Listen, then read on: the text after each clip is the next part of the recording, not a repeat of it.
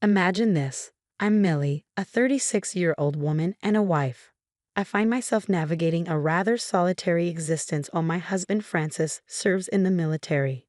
Yes, he's been deployed for quite some time, and let me tell you, military life isn't all about glamorous reunions and tearful farewells. It's about discovering resilience in those moments in between. Now, Francis is a courageous individual, possessing a quiet determination that I truly admire. During one of his calls home, he made an unusual request. He suggested that I should work on improving my relationship with his mom, Lily. I asked, "What are you talking about?" "Well, you see, Lily hasn't been herself since Francis' dad passed away. She's been feeling quite lonely, and to be honest, so have I during this deployment. Francis had noticed it too. It's been challenging for all of us." Francis' idea was that maybe Lily and I could use each other's company a bit more, spend more time together. I responded, "Francis, please." I was well aware that things had been strained between Lily and me since the infamous wedding incident, or should I say, the wine incident. Let me provide a bit of context. Our feud dates back to my wedding day. Picture the stress of planning, coordinating, and trying to keep my composure, so I wouldn't come off as a complete lunatic. Though deep down, I knew I most certainly was. I was attempting to relax before taking the plunge into marital bliss when Lily, my dear mother-in-law, seemed determined to push my buttons. She had a knack for it, honed to perfection on that very day. She had an agenda, and it wasn't subtle at all.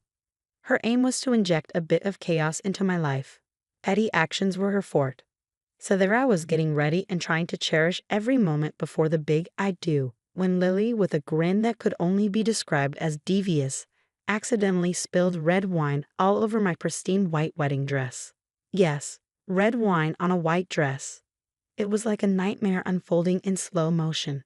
Of course, she claimed it was a mishap, attributing it to her butterfingers because her baby boy was growing up. But I knew better. That mischievous twinkle in her eyes gave her away. She did it on purpose. From that moment on, our relationship took a nosedive. It was as if a layer of trust had been peeled away, revealing the simmering tension beneath the surface. Every subsequent encounter was laden with passive-aggressive comments and thinly veiled sarcasm. What used to be friendly exchanges had turned into a battlefield of snide remarks. It was utterly exhausting, to say the least. So naturally, I distanced myself from the situation. I had no interest in engaging in a feud.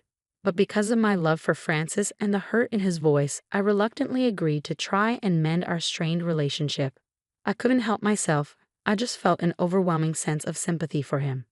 He had endured so much nonsense during his time in the service, all that grueling training and those sleepless nights. I knew I owed it to him, at the very least, to make an effort.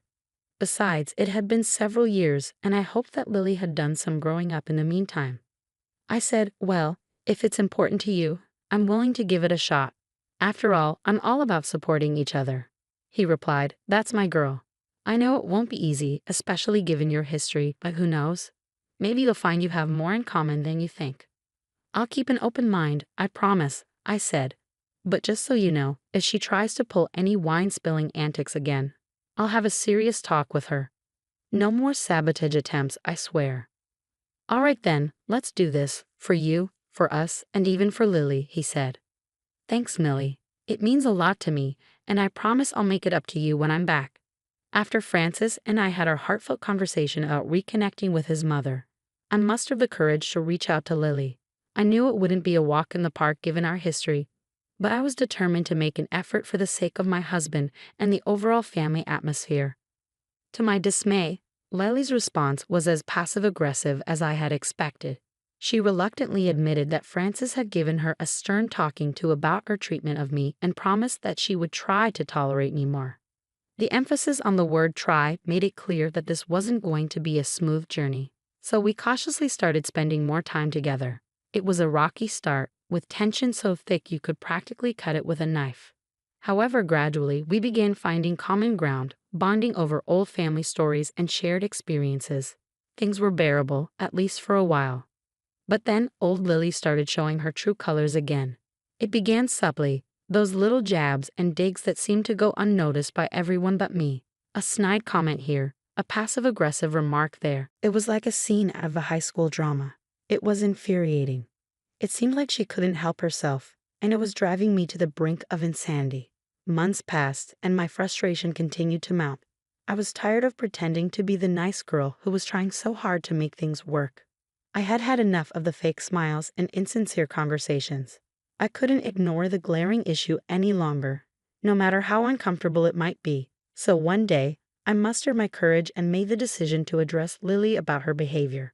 We were at her place, sipping on some tea that seemed more bitter than usual.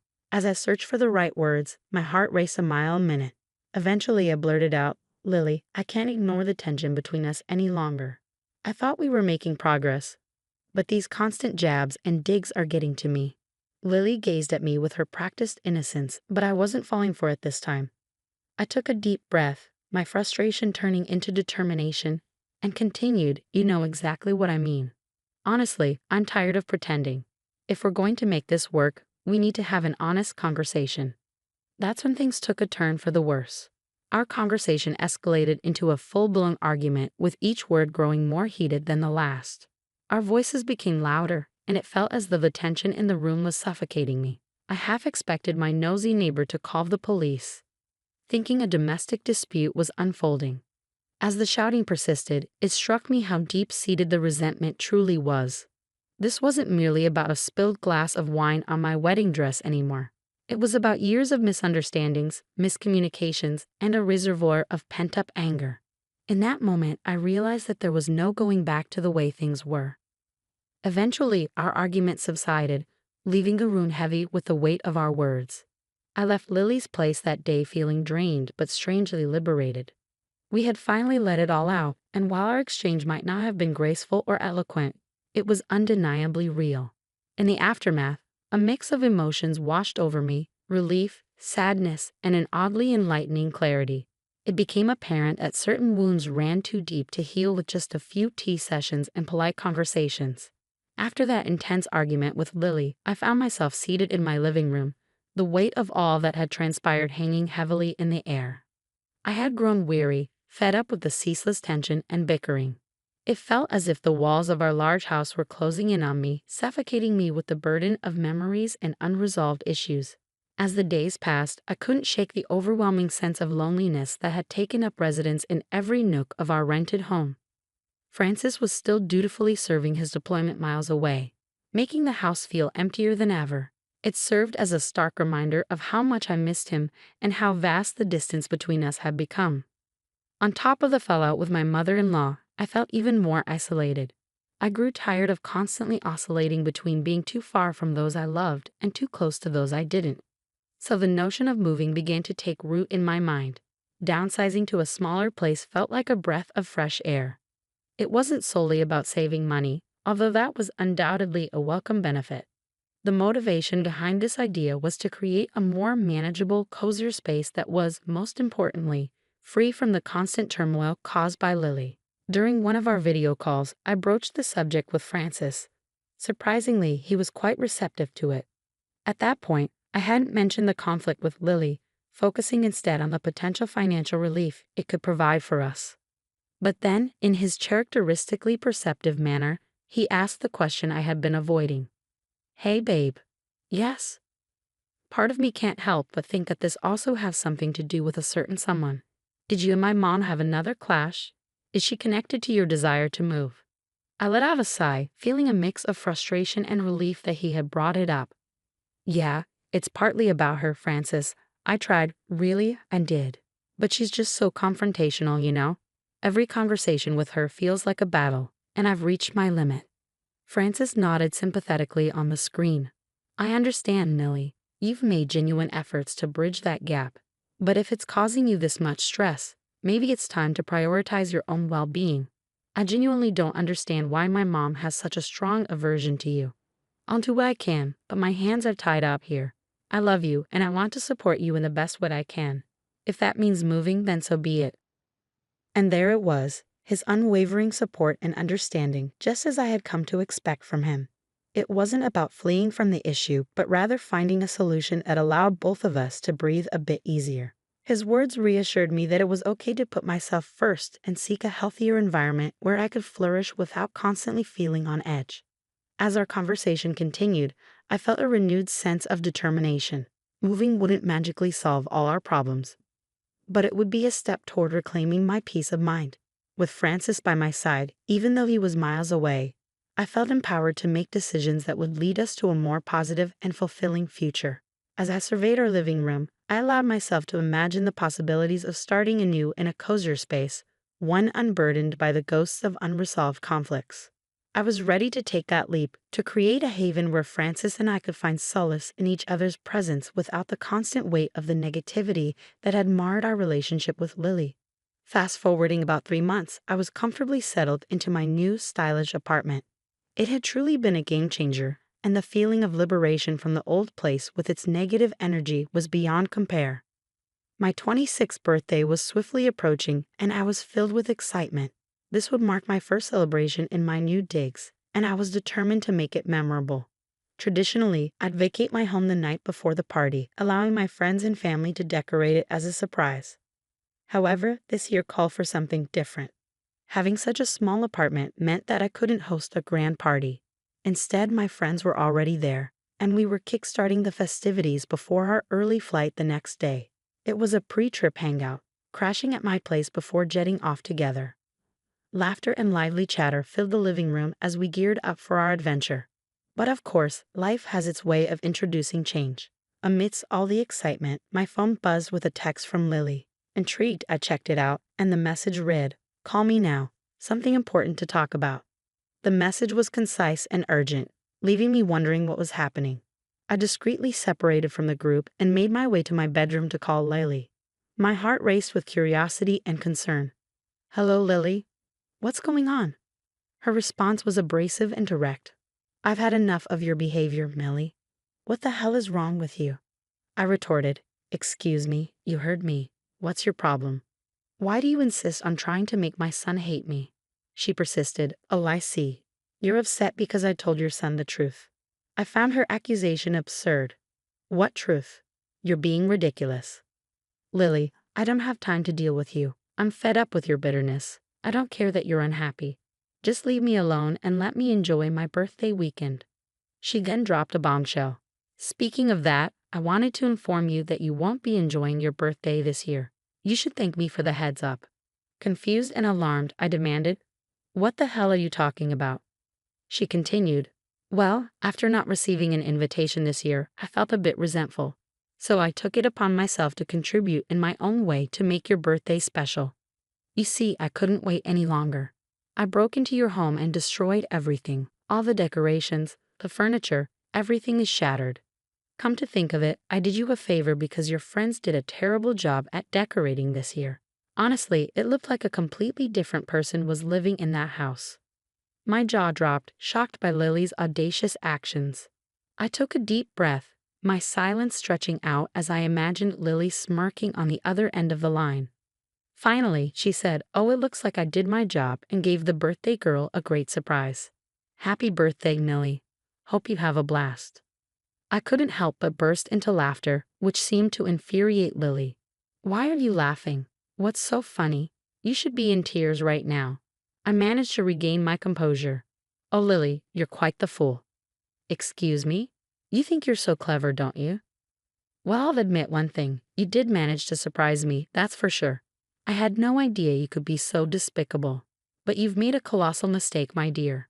Lily demanded. "Oh yeah, what's that?" "That wasn't my house." "Have you lost your mind or something?" "No, Lily, but you're about to once you realized whose house you just broke into and vandalized."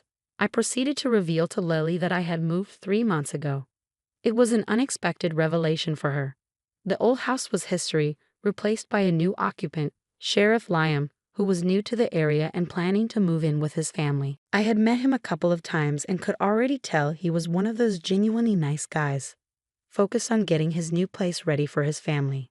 As I explained all this to Lily, I sensed her mood changing. Panic began to set in, and she was starting to freak out. She had just realized that she had messed with the wrong person in a big way. Vandalizing an ordinary home was one thing, but taking on the new sheriff's house was a whole different level of audacity. I heard her shiver on the other end of the line, and I knew she was beginning to grasp the magnitude of her actions. Her voice trembled as she asked, "Oh my God, Millie, what have I done?" I couldn't help but let out a chuckle. though it wasn't a joyful one. "Well, Lily, you decided to mess with the sheriff's home. You're on your own with this one." She began to cry and panic, begging me to help her fix the situation. She didn't even apologize for attempting to vandalize my home. She wanted me to reach out to the sheriff and tell him it was all a big misunderstanding. But seriously, this was just too much. Lily was facing the repercussions of her actions, and I had no intention of coming to her rescue. I had to stifle a laugh as she sobbed over the phone, lamenting that her life was ruined. I didn't feel an ounce of sympathy for her, not even a tiny bit. She had played these games for years, and now it was time for her to reckon with the consequences. It felt somewhat like poetic justice, if you ask me. "Please, please help me," she pleaded desperately. I simply shook my head, even though she couldn't see it. "Sorry, Lily, you got yourself into this mess, and I suggest you figure your way out. I won't be part of it. I will say, though, you've given me the best birthday present." Music. I ended the call and let out a sigh of relief. Finally, I was done with Lily and her drama. It was time to move forward and live my life without the constant drag of her negativity. As I glanced around my cozy new apartment, I knew I had made the right choice in leaving the old place behind. The next day marked the beginning of my vacation with my friends. We were geared up for fun and adventure, and I was determined to leave Lily's mess far behind me. Throughout the trip, I ignored all of her calls. I had made up my mind that I was finished with her and her toxic behavior. During a break, I managed to reach my husband, Francis, and filled him in on everything that had transpired with Lily. Understandably, he was upset with his mother for her absurd behavior. It seemed like she had finally crossed a line too far, and he was relieved that she was experiencing the consequences of her actions. While my friends and I enjoyed our vacation, I continued to receive updates from friends and acquaintances back home. They filled me in on Lily's predicament. It turned out that, after all her wild antics, she had landed herself in a jail cell. The irony of it all was that she had no one to bail her out. It was like the universe was serving her a hefty dose of karma. I couldn't help but feel a sense of satisfaction hearing about Lily's situation. For so long, she had acted as though she could do as she pleased without facing any consequences. But now, she was dealing with the consequences all on her own, having pushed away everyone who might have been willing to help her. While I was enjoying the sunshine with my friends, Lily found herself confined to a jail cell with no one to turn to. It felt as if a heavy burden had been lifted from my shoulders. I relished the knowledge that I was now free from her toxic influence, no longer shackled by her manipulations and hurtful actions. As my vacation drew to a close, I returned home with a sense of renewal and refreshment. The chapter of my life involving Lily was firmly closed, and I was eager to move forward without her. It was an empowering sensation knowing that I had taken charge of my own happiness and left behind the negativity that had held me back for far too long. Life continued to progress, and I dedicated myself to cultivating positive